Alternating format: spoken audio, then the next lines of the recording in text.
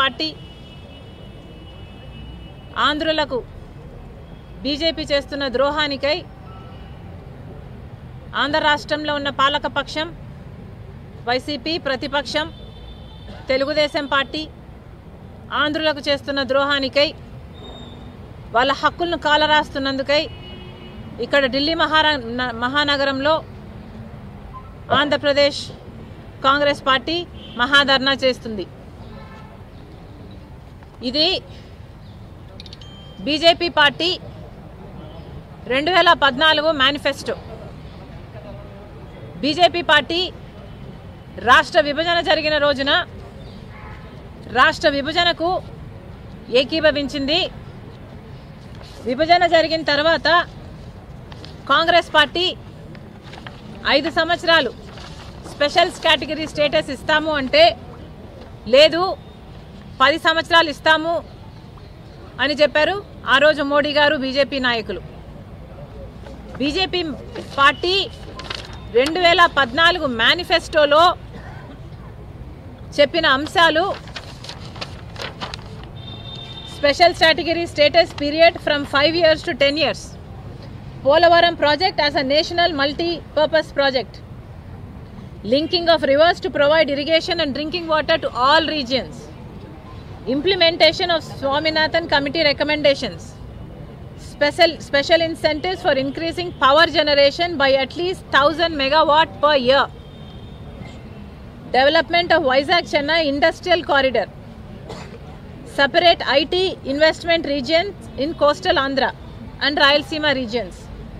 Exploration of the Krishna Godavari basin for petroleum and natural gas and their extraction.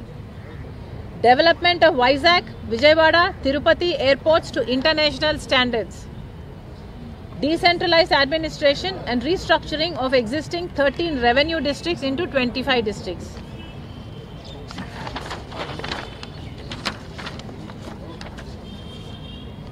ఆ రోజు మోడీ గారు తిరుపతిలో సభ పెట్టి ఆ రోజు మోడీ గారు చెప్పిన మాట, ఆంధ్ర రాష్ట్ర ప్రజలకు ఇచ్చిన మాట, ప్రత్యేక హోదా 5 సంవత్సరాలైతే సరిపోదు 10 సంవత్సరాలైనా ఇస్తాము అని మోడీ గారు స్వయంగా తిరుపతిలో నిలబడి ఆంధ్ర రాష్ట్ర ప్రజలకు ఇచ్చిన వాగ్దానం. అలాగే మన రాష్ట్రాన్ని, ఆంధ్ర రాష్ట్రాన్ని, సీమాంధ్రను స్వర్ణాంధ్ర చేస్తానన్నాడు. పోలవరం ప్రాజెక్టు పూర్తి చేస్తామని ఆంధ్ర రాష్ట్ర ప్రజలకు మోడీ గారు స్వయంగా మాటిచ్చారు. మరి ఇవన్నీ ఏమయ్యాయి అని మోడీ గారు ఢిల్లీలో కూర్చొని ఇక్కడ కాంగ్రెస్ పార్టీ తరపున, ఆంధ్ర రాష్ట్ర ప్రజల తరపున కాంగ్రెస్ పార్టీ ప్రశ్నిస్తుంది. మోడీ గారు మీ అంతకు మీరే వచ్చి మా రాష్ట్రానికి 10 సంవత్సరాలు ప్రత్యేక హోదా ఇస్తామన్నారు, పోలవరం ప్రాజెక్టు పూర్తి చేస్తామన్నారు, విభజన హామీలో ఏపీ రీఆర్గనైజేషన్ యాక్ట్ ప్రకారము అదొక చట్టం, ఆ చట్టం ప్రకారం ఆంధ్ర రాష్ట్రాలకి, ఆంధ్ర ప్రజలకు ఉన్న మీరు చట్టసభల్లో కల్పించిన హక్కు ప్రత్యేక హోదా. ప్రత్యేక హోదాయే కాదు, పోలవరం ప్రాజెక్టు పూర్తి చేస్తామన్నారు, రాజధాని ఒక క్యాపిటల్ సిటీ కడతామన్నారు, 10 సంవత్సరాలకు హైదరాబాద్ రాజధాని కామన్ క్యాపిటల్గా ఉంటుంది అన్నారు, 10 సంవత్సరాలకు అది సీజ్ అవుతుందన్నారు. ఈ లోపల ఒక కొత్త క్యాపిటల్ కడతామని ఆ రోజు యాక్ట్లో పేర్కొన్నారు. 10 సంవత్సరాలు అయ్యేపోయింది, ఇప్పటికీ హైదరాబాదు కామన్ క్యాపిటల్ కాదు, అది అయిపోయింది.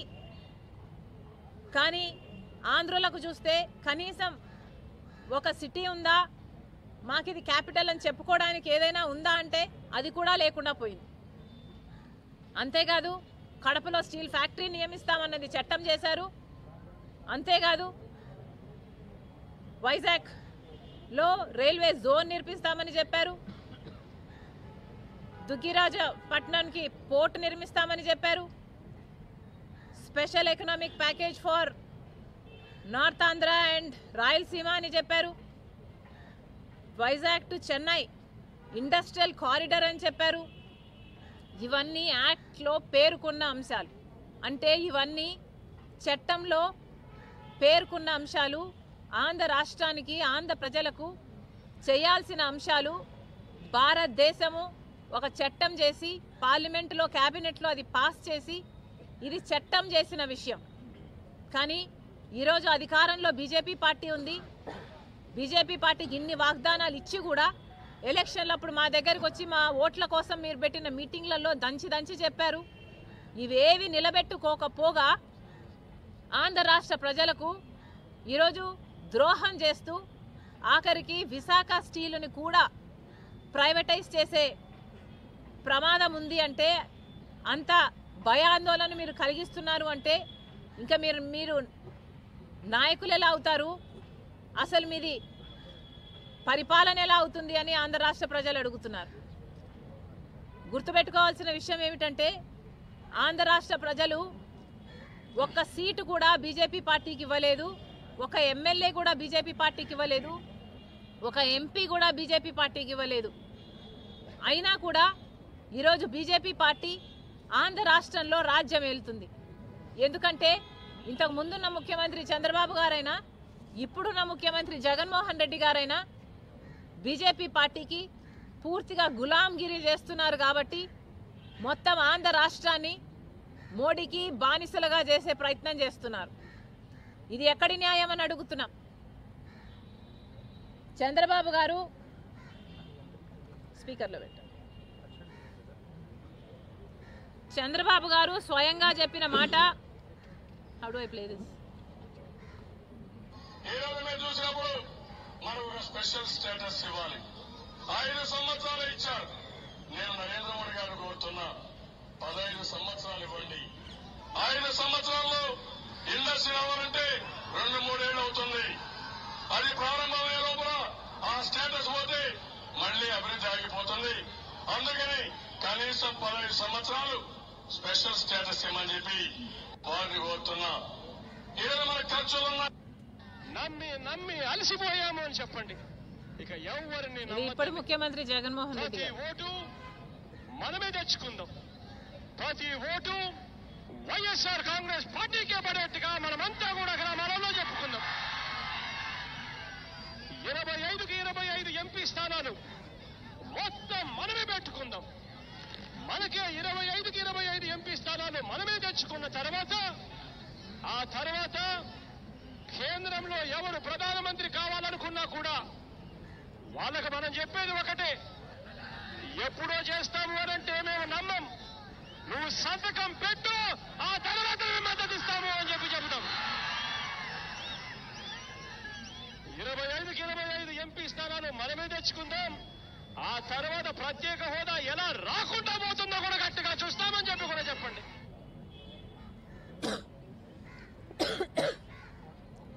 ముందు 5 సంవత్సరాలు ఉన్న ముఖ్యమంత్రి చంద్రబాబు గారైనా, ఇప్పుడు 5 సంవత్సరాలు ముఖ్యమంత్రిగా ఉన్న జగనన్న గారైనా ఆంధ్ర రాష్ట్ర ప్రజలకు మీరిచ్చిన మాట ఇలా తప్పితే మీరు ద్రోహం చేసిన వారు అవునా కాదా ఆంధ్ర రాష్ట్ర ప్రజలకు మీరు సమాధానం చెప్పాల్సిన అవసరం ఉంది.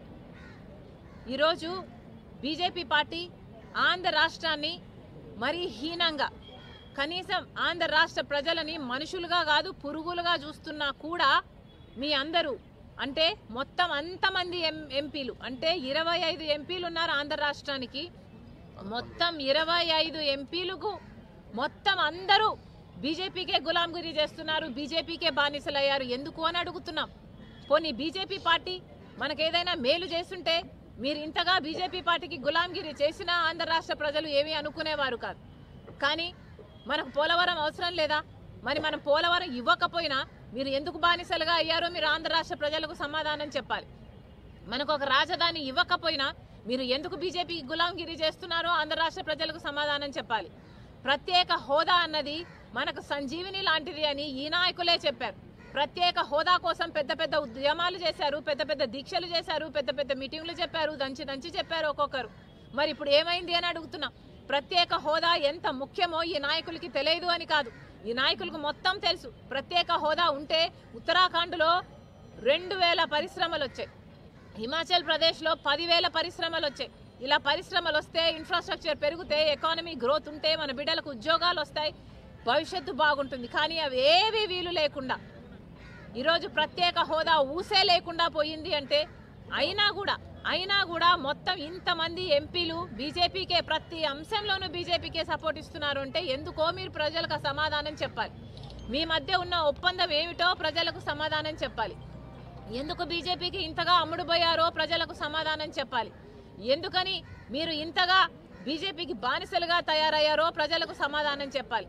మీకు 5 సంవత్సరాలు చంద్రబాబు గారికి అధికారం ఇచ్చారు, 5 సంవత్సరాలు జగన్మోహన్ రెడ్డి గారికి అధికారం ఇచ్చారు. ఇక మీకు అధికారం ఉన్నప్పుడు కూడా మీరు నిలదీయకపోతే మన ప్రత్యేక హోదా, మన పోలవరం, మన రాజధాని, మన కడప స్టీల్ ఫ్యాక్టరీ అయినా, మనకు పోర్ట్ అయినా ఇవన్నీ తెచ్చుకోకపోతే ఇంకా ఎప్పుడు తెచ్చుకోగలమో అని అడుగుతున్నాం. ఇప్పటికీ కూడా 25 మంది ఎంపీలు ఉన్నారే. ఈ 10 సంవత్సరాలలో ఒక్కసారైనా మూకుమ్మడిగా మీరు రాజీనామాలు చేస్తుంటే మనకు ప్రత్యేక హోదా వచ్చేది కాదా? ఏం చేశారు? అసలు ఒక్క నిజమైన ఉద్యమమైనా చేశారా? ఒక్కసారైనా మీరు ప్రజల కోసం కొట్లాడాలి అని ఎప్పుడైనా నిలదీశారా? కనీసం మోడీని ప్రశ్నించారా? ఆ దమ్ము కూడా మీకు లేకపోయింది. ఈరోజు ఆంధ్ర రాష్ట్రాన్ని మోడీ గారు అతిహీనంగా చూస్తున్నారు. 46 లక్షల కోట్ల బడ్జెట్ అయితే ఆంధ్ర రాష్ట్రానికి ఏం చేశారో మోడీ గారు ఈ జగన్మోహన్ రెడ్డి గారు, టీడీపీ చంద్రబాబు గారు సమాధానం చెప్పాలి. మరి మోడీ గారు మనకి ఏమి చెయ్యనప్పుడు మీరు ఎందుకు గులాంగిరి చేస్తున్నారో కూడా సమాధానం చెప్పాలి. అసలు 46 లక్షల కోట్ల బడ్జెట్ అయితే మన అమరావతి రెయిన్ జోన్ కంట ఎంత కేటాయించారో తెలుసా అండి? ఈరోజు పేపర్లో వచ్చింది 1000 రూపాయలు ఇచ్చారట. 1000 రూపాయలు కేటాయించారంట. అంటే మనకు 25 ఎంపీలు ఉన్నారు, ఇంకొక 6 మంది రాజ్యసభ ఎంపీలు ఉన్నారు. మొత్తం 31 మంది ఎంపీలు ఉంటే తలా 33 రూపాయలు తీసుకొచ్చారనమాట. ఇంతకంటే సిగ్గుమాలిన పని ఇంకేమైనా ఉందా? ఈ 33 ఎంపీలు మీ జన్మ సార్థకమయ్యేది కదా మీరు ప్రత్యేక హోదా కోసం కొట్లాడుంటే.